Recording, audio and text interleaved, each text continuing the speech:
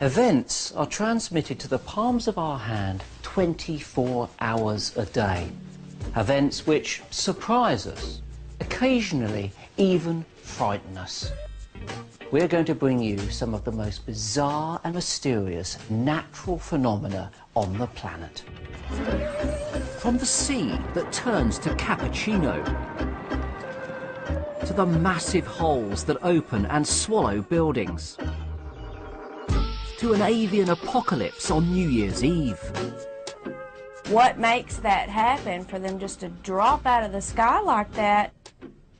Using eyewitness accounts, news footage, and experts and scientists, we are going to try and explain what on earth is going on.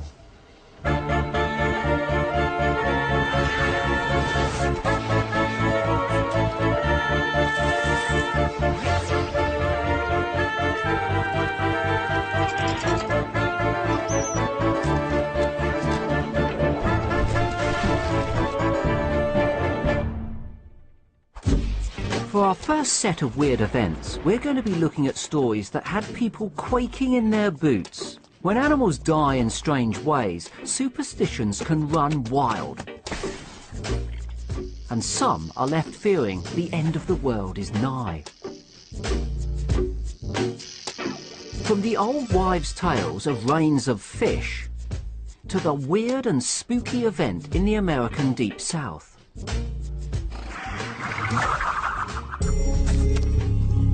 But first, we're travelling to California, where on the 8th of March in 2011, the locals awoke to something quite fishy.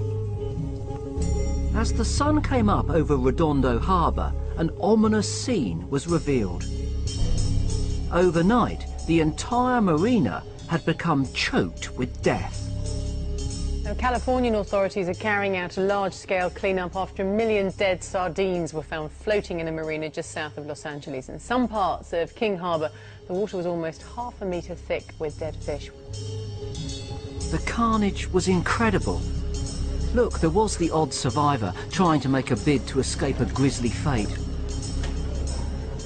But it was creepy, to say the least, and soon a worried crowd gathered to view this tragedy. Oh, it's sad. It's really sad. I can't believe how big these sardines are. It makes me wonder what's in the water.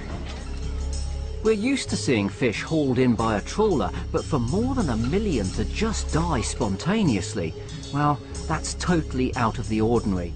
Speculation ran riot as to the cause of these alien scenes. I didn't think schools of fish could be this big. Now, there was way over 1 million. It's pretty mind-boggling, I think. So why had so many fish swum into the harbour, and then what could have killed them?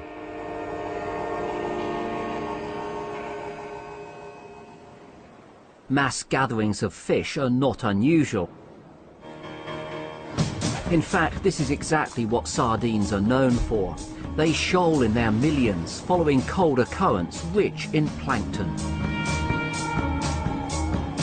As the fish feast on this plentiful food, they in turn become dinner as predators flock from miles around to feast on them.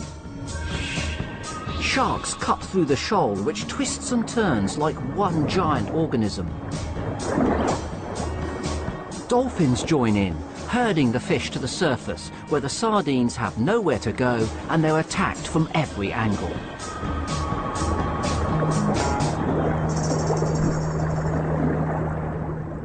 So had the fish at Redondo been chased into the harbour by hungry predators?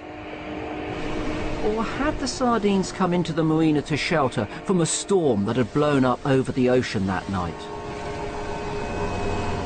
Well, when they actually tested the fish, they found another, more likely culprit.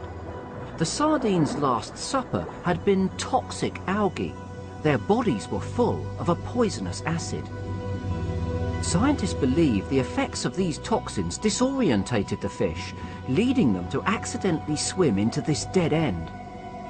Once there, local experts say a more obvious danger awaited them. Huge numbers of fish here in the harbour, and the sun goes down, so there's no photosynthesis going on, so there's no oxygen being created, and there's just the fish consuming the oxygen. So when they consume it all, it's all gone, and then they basically suffocate. Whatever brought them into the harbour, the nail in their coffins had been the lack of oxygen. Death by suffocation, not a pleasant way to die. And as 75 tons of fish started to rot, the smell wasn't very pleasant either. But their deaths weren't entirely in vain. The circle of life was completed as more than 1 million sardines were sent off to be used as fertiliser.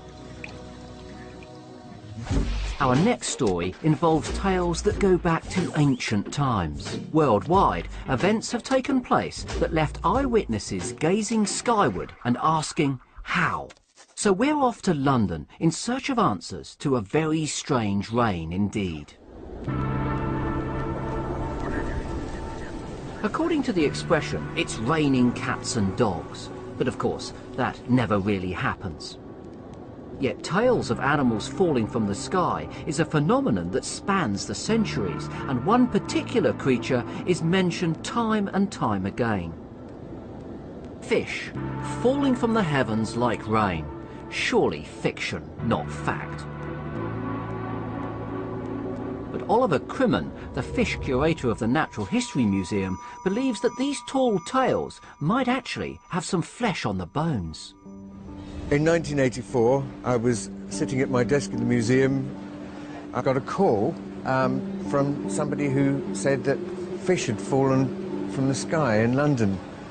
Now, we do get some fairly unusual calls, and I had heard of this phenomenon before, but the caller was doubting that they would be taken seriously at all. Mr. Ron Langdon had actually left the fishes lying in his garden, and a reporter went and took some from the roof and from the yard outside his house and brought them back to the museum. But come on, could this really be true? Did these very fish really fall from the sky, or is this some fanciful tale, no more than an elaborate hoax? It's not impossible that somebody scattered fish around. In this case, they didn't bother making them look very pretty, and they carefully chose species which would be found nearby from the river. It all looks pretty feasible. So, the species lived in the Thames. The river is, after all, where the fish belong. But how could they find their way into the sky in order to fall from it? Well, there is one potential explanation. We don't associate fish with aerial transport at all, but if we look for a natural phenomenon that could really account for fish landing on the ground, really the best going is a waterspout. Now, a waterspout is similar to something you'd find on land. Just as tornadoes can pick up trees and houses, a waterspout could suck up fish. These are then carried along in the storm until it loses its energy and its aquatic load is deposited on land, like fish out of water. It all looks pretty feasible. And I think if we take the number of reports and their varying quality, then I think the phenomenon definitely occurs. So it seems that science has an explanation for these somewhat fanciful tales. That said, the theory's constantly being tested by new events. In Australia in 2010, fish fell from the sky in the middle of a dry red desert miles from any water. That must have been quite a waterspout. But let's hope in this age of communication and better technology that we finally get some photographic evidence of fish raining from the sky. Then we can transform this phenomena from myth into scientific fact. But when something totally out of the ordinary happens, fact doesn't always seem like the most believable explanation. For our next story, we head over the Atlantic to the American state of Arkansas, where something quite incredible, and some might say apocalyptic, took place.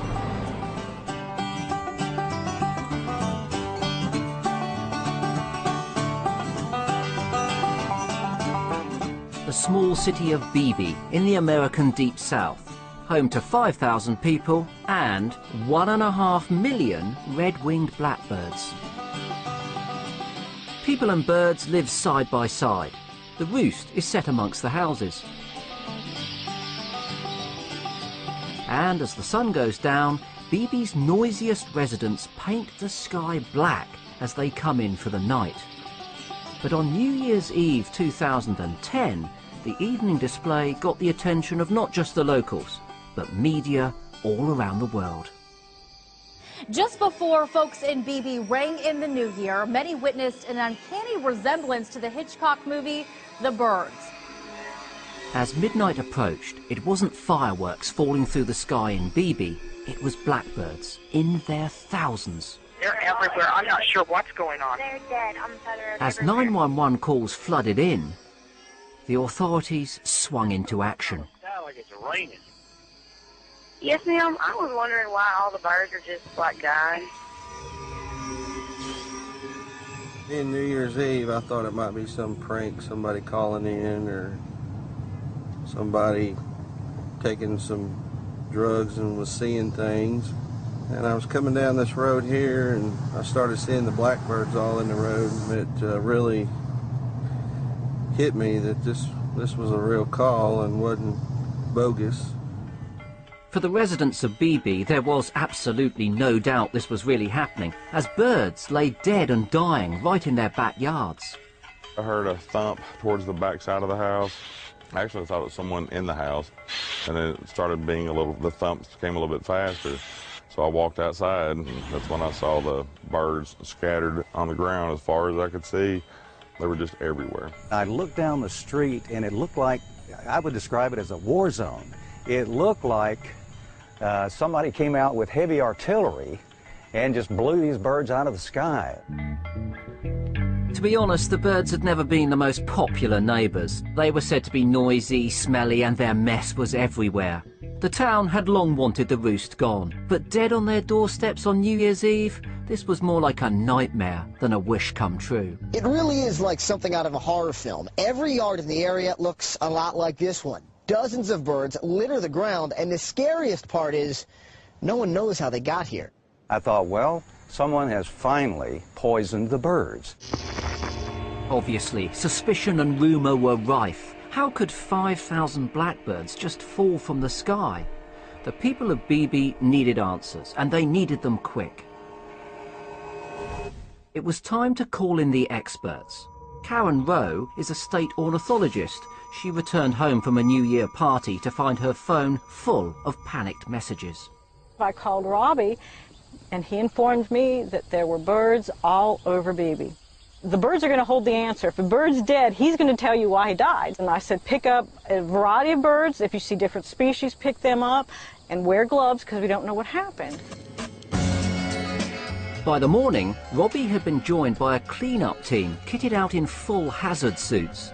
Surreal scenes to wake up to, which did little to calm the locals' fears. There were guys in white suits walking around looking like spacemen picking up dead birds. And I'm wondering, do we need the same thing? Because what makes that happen for them just to drop out of the sky like that? But before the scientists could even test the birds, the story had started to take on its own momentum. More questions tonight as to what caused thousands of blackbirds to fall from the sky. You know, there's been several opinions of what happened that night. It was the government, it was aliens, it was the sign of the end of times. I've heard that it was the Lord's doing, that this was a punishment and a warning to us, and maybe it was. One online commentator suggests the most likely explanation is that the blackbirds simply collided mid-air with an invisible UFO. So why did they choose this particular year to fall out of the sky? The massive amount of public and media attention to this event really heightened our awareness to the fact that we really had to go the extra mile. Rather than relying on just one laboratory, we used 3 laboratories to conduct the tests so that we make sure that all the laboratory tests concurred and there were no possibilities of someone having an unusual result that we might need to further look at. Kevin Keel was one of the pathologists charged with finding the answers.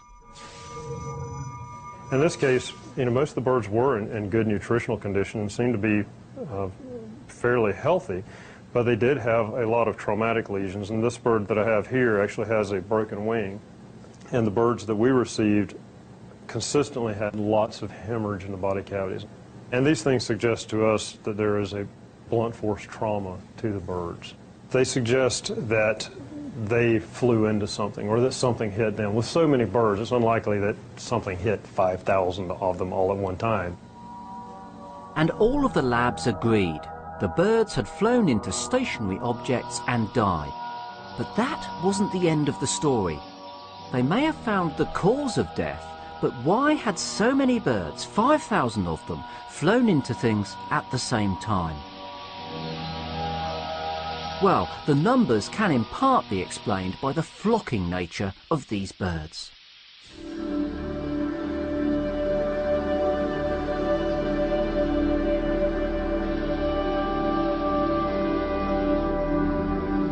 You see, they're very much like a species of bird we get here in the UK, starlings. Both flock in huge numbers, creating incredible aerial displays. I mean, just look at this. A murmuration of starlings really is one of the wonders of nature. Beautiful.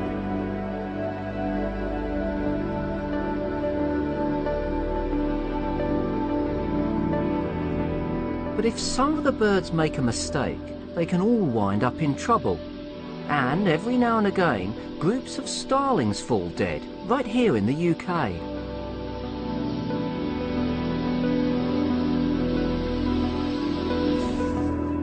Birds like this starling have eyesight that's perfectly adapted for seeing in daylight. Their eyes are on the sides of their head, so they can see all around. But inside that eye, the cornea is packed with cone cells, and these are what give it its colour vision, perfect for finding prey and keeping on the lookout for predators.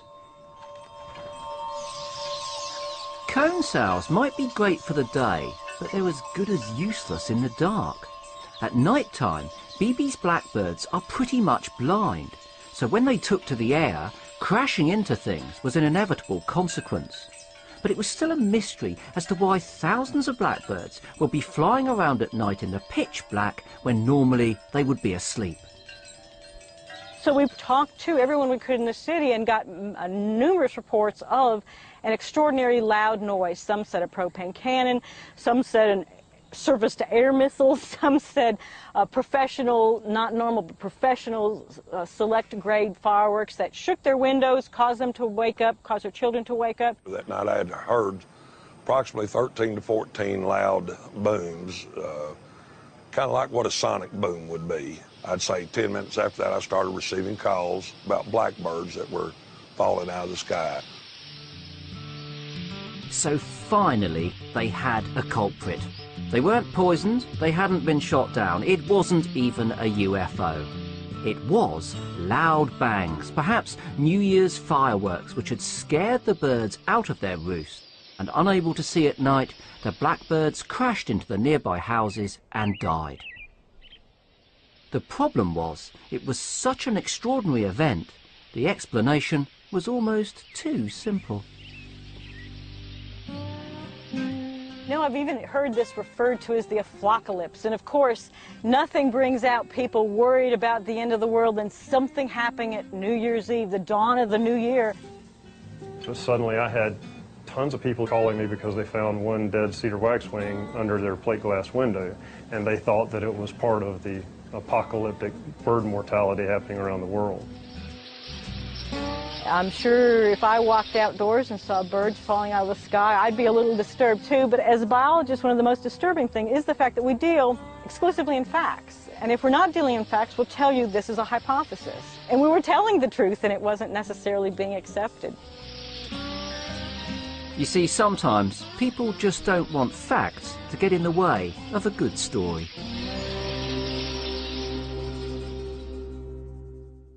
BB was just the start of a spate of bird deaths around the globe that some people thought was a sign that the end of the world was nigh.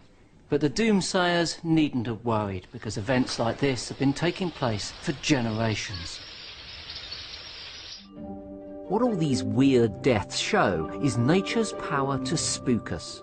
From the fish that use up all their oxygen and suffocate, to the waterspouts that supposedly sprinkle fish from the sky, and the unfortunate birds who flew to their deaths on New Year's Eve.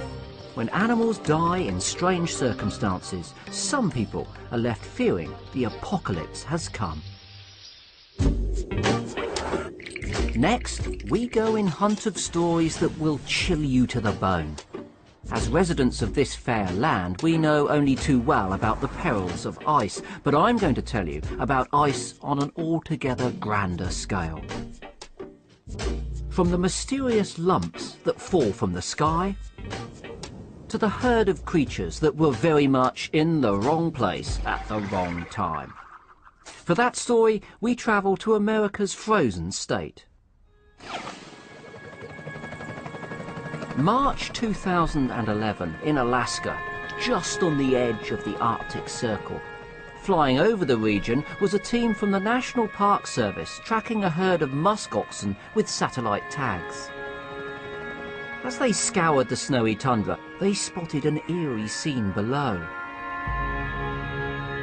There appeared to be something sticking out of the ice, and on closer inspection they saw the horns and fur, and what was attached to them was truly shocking. The bodies of 55 musk oxen frozen solid to the spot.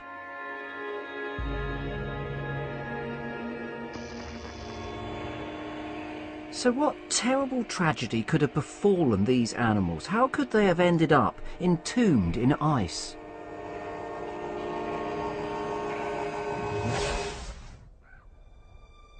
Musk oxen are incredibly hardy creatures, one of the few large mammals capable of living year-round in the inhospitable Arctic environment. They're protected from the bitter weather by 2 layers of fur. But no amount of insulation could save them from what fate was sending their way. You see, the herd had been crossing a frozen bay to reach feeding grounds on the other side, but out at sea, a storm was brewing up. The frozen platform they were stood on disintegrated as a tidal surge pushed from under the ice, and the herd were plunged into the freezing water. Many of them probably drowned in the panic and confusion that ensued. But if that wasn't enough to contend with, trapped in the water, any survivors had to face the cold. And with air temperatures at -30, it didn't take long to refreeze, and their spine-chilling demise was frozen for posterity. Next, we're travelling home to the Great British Isles. Far from the Arctic Circle, but not a stranger to the cold. But then, what happened one July day in 2009 was even quite extraordinary for a British summer.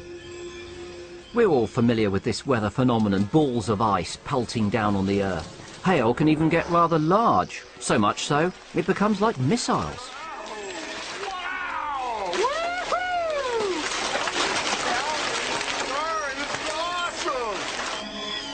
But imagine if something like this fell out of the sky. A grandfather has been hit by a big block of ice which fell from the sky while he was in his garden. It's true. Enjoying a sunny day in Bristol, David Gammon thought he'd had his bacon. It's now down to about the size of an orange, but nonetheless, travelling at 120 miles an hour or so, it comes as quite a shock. It's rather like being hit by a fast bowler with a cricket ball. And that would be painful. But where in the heavens had this single block of ice come from in the middle of a summer's day? Could it in some way be a mega-sized relation to hail? For hail to form, you need one of these. Cumulonimbus, giant storm clouds that climb to enormous heights. At the top, the air temperature is cold enough for ice crystals to form. And as these are jostled around inside the cloud, they grow and grow, until eventually they're forced down to Earth. either because they've got too heavy or a strong downdraft from the storm pushes them out. Darren Bett is one of the BBC's weather forecasters. There are cases of hailstones the size of golf balls, hailstones even the size of grapefruit. But what fell on a car in Florida in 2007 was way bigger than a grapefruit. What started as a 45-centimetre block of ice not only took out the back windscreen, but also sent the car a metre into the air with the impact. These large chunks of ice are very, very heavy, and I don't know of any updrafts that can keep them up in the air and build them and grow them in the same way that a hailstorm can. Also, they seem to be coming from cloudless skies. Not only are they too heavy to be hail, but without a cloud to have formed them, the hail theory is frankly out the window. So where could the finger point next? Well, if you look up, you're likely to see one potential culprit flying by. Could they have fallen from a plane? Horik Kelleher is the head of airworthiness at the Civil Aviation Authority. If the ice is completely clear, then we are pretty sure it's most likely not an aviation source. But sometimes we have reports of ice that's coloured. That usually suggests there is chemical content which we do use in treating toilet waste. So, beware of blue ice. Its origins could be somewhat unsavoury. But then only 5% of reported cases in the UK can be linked to planes anyway. So that leaves us scratching our heads about the other 95%. Experts have named these unidentified falling objects as mega-cryometeors, and with a name like that, it would suggest they came from space. But on closer inspection, they don't have enough dust or iron content to be typical meteors. So for now, the scientists are actually out of ideas. So for the moment, large chunks of ice falling to Earth remain a mystery. But there is one thing that's certain. If one hits you, it's going to hurt you. The largest ever recorded weighed 90 kilograms, that's 200 pounds. And when that reached terminal velocity at a speed of around 100 miles an hour, well, that would be like being hit by an African elephant. Not good. Indeed. All these stories remind us that nature can do the most unexpected of things. From the spine-chilling end that befell a herd of musk oxen, to the mysterious chunks of ice that leave the scientific world flummoxed. So much of the natural world can not only shock us, but also leave us searching for answers.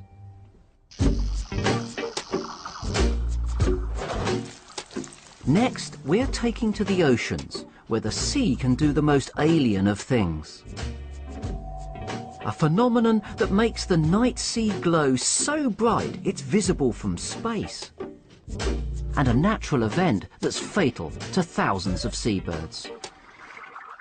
But we start down under, where otherworldly scenes pulled in a big crowd. Australia, the epitome of beach culture. Sand, sea and surf. But what happens when this turns to this?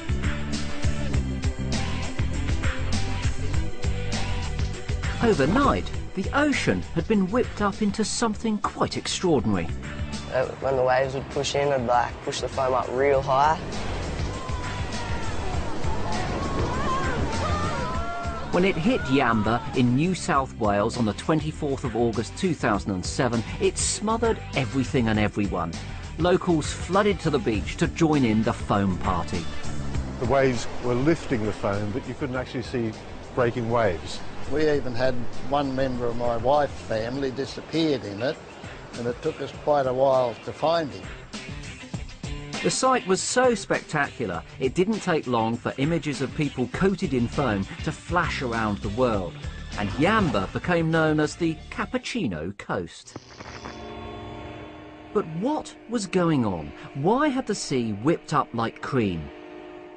To find out, we're heading to the National Oceanography Centre in Southampton, where Dr. Simon Boxall is a coastal expert. Over the last few years, we've seen some fantastic sea foam events. A lot of people assume it's caused by pollution. In actual fact, it's not. It's caused by these things. It's caused by plankton, phytoplankton primarily.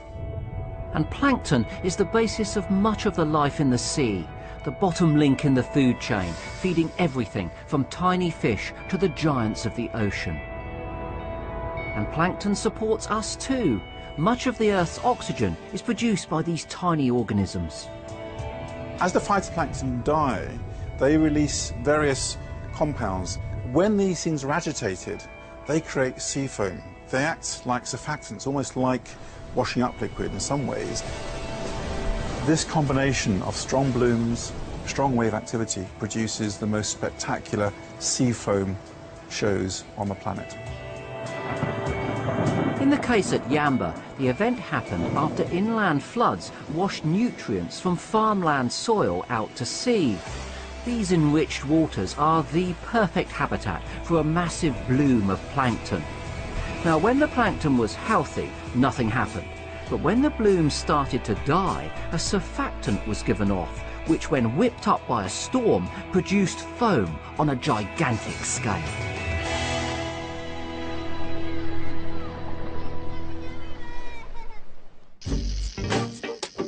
Right. Whilst on one side of the world the Cappuccino Coast is a tourist attraction, we travel next across the Pacific to the Washington coastline, where in November 2009, the foam that whipped up had altogether more serious consequences. A full-blown wildlife crisis tonight on the northwest coastline. Thousands of seabirds are dying from a slimy foam that stretches from Washington's Olympic coastline all the way to the northern Oregon coastline. Foam on the beach, that's not unusual at all, but this foam was killer foam. This was ugly smelling, ugly looking, and incredibly tall. Thousands of seabirds dead and dying along 300 miles of the American west coast. Offshore species showing up on land in scenes reminiscent of a man-made disaster. The scope of the situation is hard for even the scientists to grasp. The Wildlife Center of the North Coast near Astoria is flat out overwhelmed.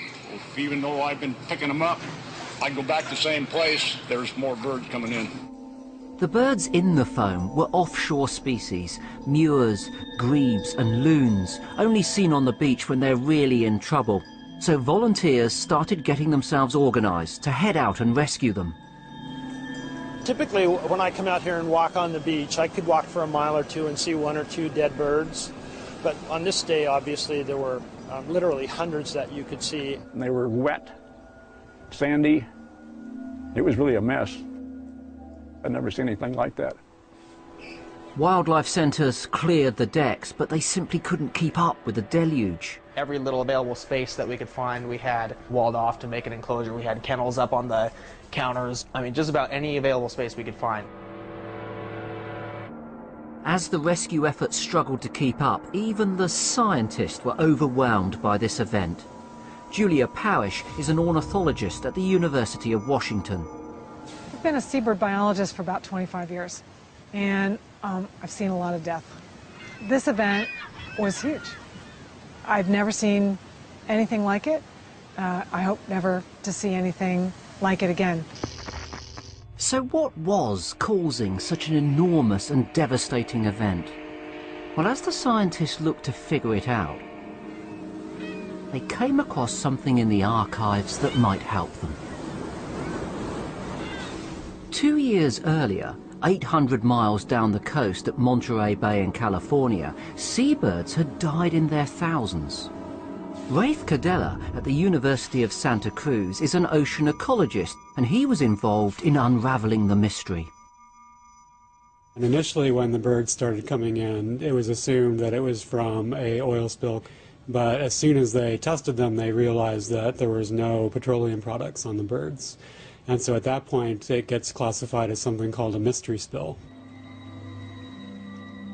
At the time, there was a natural event happening out at sea that's known as a red tide, a mass of algae that group together in huge numbers. Some of these can be very toxic, but this particular dinoflagellate algae had never been recorded causing any harm before. We're trying to figure out, well, what's the connection between this dinoflagellate that's supposed to be harmless and what's going on with these birds. We had this red tide offshore, but on the beach there was this foam piling up. We assumed the foam had something to do with the algae, but we didn't know exactly what was going on. The birds in the foam looked bedraggled. And these are species that spend much of their time diving underwater, almost swimming to catch their prey. To stay warm, they rely on their terribly efficient down layer, which is not only insulating, but vitally waterproof, keeping the cold water away from their skin.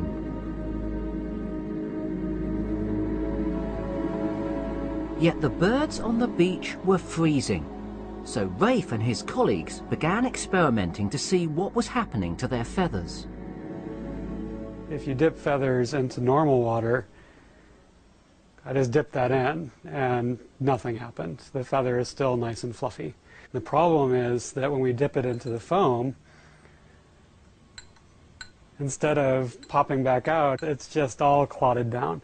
And so the top of the feather is completely covered in this sort of nasty goo. Eventually all that down is going to be collapsed all the way against the quill of the feather, and it's no longer waterproof at all. It's as if you went swimming in the cold ocean in a wetsuit, and all of a sudden your wetsuit dissolved. You wouldn't last very long. And that's exactly what happened to the birds. The result was the largest known mortality of marine birds anywhere in the world ever due to an algal bloom. 8,000 bodies washed up in this event, and it's thought that many thousands more died out at sea. But for the rescue birds there was hope, as the scientists found a relatively simple fix. One of the things that came out of our study is they very quickly realized that if you get to the birds before they actually die, all you need to do is put them in clean water and keep them warm. And they can clean themselves. It's just a matter of getting rid of this foam and keeping them from going into hypothermia. At the rescue centres, this was encouraging news. But the birds were in such poor condition, it was a fight against the clock. To get the birds back to their being waterproof again and getting the toxic algae off of them, we would swim them. And so we would get as many as we could in here at one time. And they'd be in here just a very short period. The water, of course, would turn just yellow-green. It was pretty horrible to see. It took more than one washing to get that algae off of them. And by about 3 days of washing, 3 or 4, we started noticing a difference. For the lucky ones, intensive care from the volunteers restored them to health, and with their waterproofing back, many were capable of returning home. Scientists think that this incident didn't have any long-term effects on the seabird populations. You see, nature is terribly resilient. It always seems to bounce back, even when it's been faced with what appears to be total devastation. Nevertheless, it is surprising that an organism as small as algae can cause so much trouble around the world. But it's not all death and destruction. Algal blooms can play host to something altogether more spectacular. For this story, we're travelling to the Indian Ocean, where a phenomenon took place that was nothing short of magical. In 1982, Howell Phillips was the captain of a tanker crossing the Persian Gulf when his ship sailed into what looked like another planet. A dull green glow is the only way I can explain it. And it was a really weird feeling, because you felt as if you were in a sphere of light green, translucent, which stretched from horizon to horizon. You couldn't tell the difference between the sky and the sea. There was way over 1 million. It's pretty mind-boggling, I think. So why had so many fish swum into the harbour, and then what could have killed them?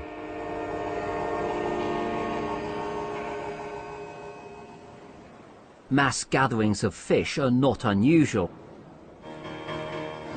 In fact, this is exactly what sardines are known for. They shoal in their millions, following colder currents rich in plankton. As the fish feast on this plentiful food, they in turn become dinner as predators flock from miles around to feast on them. Sharks cut through the shoal, which twists and turns like one giant organism. Dolphins join in, herding the fish to the surface, where the sardines have nowhere to go and they're attacked from every angle.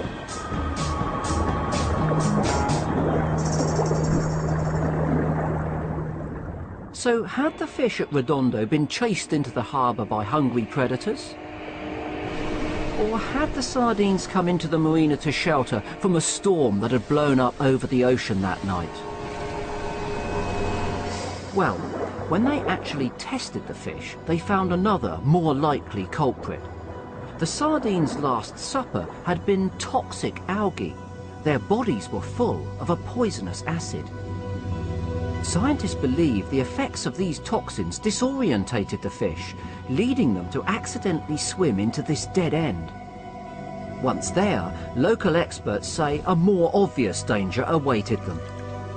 Huge numbers of fish here in the harbour, and the sun goes down, so there's no photosynthesis going on, so there's no oxygen being created, and there's just the fish consuming the oxygen. So when they consume it all, it's all gone, and then they basically... Events are transmitted to the palms of our hand 24 hours a day. Events which surprise us, occasionally even frighten us. We're going to bring you some of the most bizarre and mysterious natural phenomena on the planet. From the sea that turns to cappuccino, to the massive holes that open and swallow buildings, to an avian apocalypse on New Year's Eve. What makes that happen for them just to drop out of the sky like that? Using eyewitness accounts, news footage, and experts and scientists, we are going to try and explain what on earth is going on.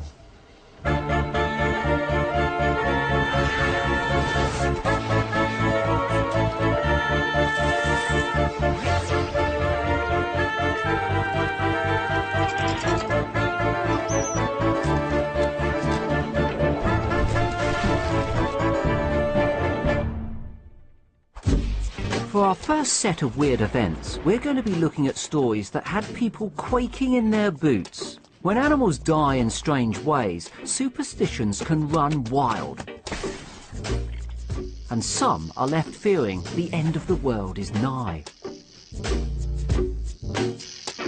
From the old wives' tales of rains of fish, to the weird and spooky event in the American Deep South.